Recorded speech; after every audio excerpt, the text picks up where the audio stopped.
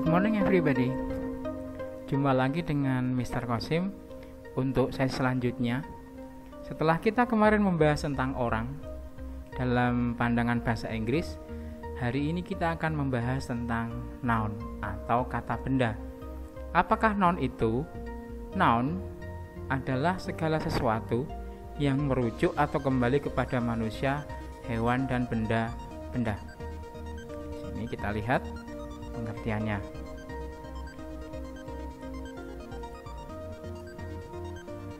Noun sendiri itu dibagi menjadi dua, yaitu countable noun atau kata benda yang bisa dihitung, dan yang kedua adalah uncountable noun atau kata benda yang tidak bisa dihitung.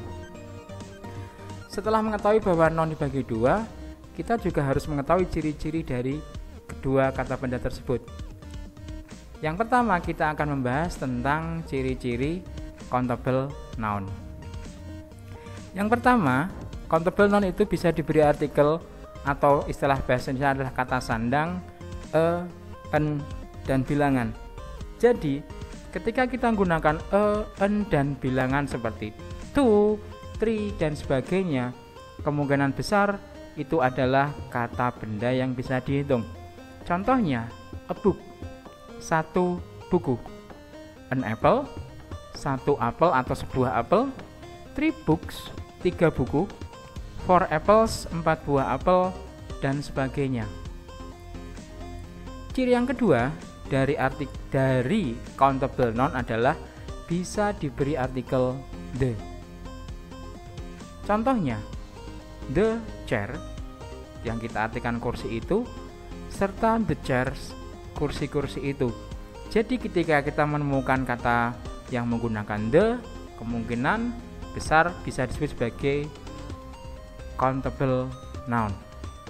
Selanjutnya, ciri yang ketiga dari countable noun adalah selalu mempunyai bentuk tunggal dan bentuk jamak.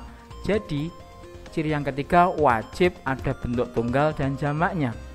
Contohnya, kata a bottle, sebuah botol dalam bentuk tunggal atau singular, itu harus mempunyai bentuk jamak atau pluralnya. Seperti contoh, 2 bottles, 2 botol. Contoh yang lain, an orange, sebuah jeruk, itu bentuk pluralnya bisa kita contohkan seperti 5 oranges. Terus ciri yang keempat dari countable apalagi? Dalam kalimat positif bisa didahului oleh kata a lot of yang kita artikan banyak, atau some yang kita artikan beberapa atau jumlah. Ingat, atau jadi bukan dan, atau jadi kita bisa milih menggunakan a lot of atau some. Contohnya, I have a lot of tables, saya punya banyak kursi. Kita juga bisa mengatakan dalam bentuk positifnya I have some tables yang kita bisa artikan saya punya sejumlah atau beberapa kursi. Terus ciri yang terakhir dari countable adalah dalam kalimat negatif dan kalimat tanya bisa didahului oleh kata many yang merupakan perubahan dari a lot of, atau any yang merupakan perubahan dari some. Any sendiri itu mempunyai perbedaan makna. Dalam kalimat negatif, any itu diartikan sebagai tak sedikit pun. Sedangkan ketika kita menggunakan any dalam kalimat tanya, any maknanya sama seperti some, yaitu beberapa atau sejumlah. Lihat contohnya. I don't have many tables. Saya tidak punya banyak kursi. Kita juga bisa mengatakan I don't have any tables, cuman berbeda maknanya.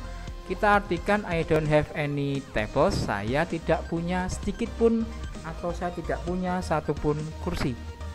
Terus bentuk tanyanya apa? Kalimat tadi menjadi do I have many tables?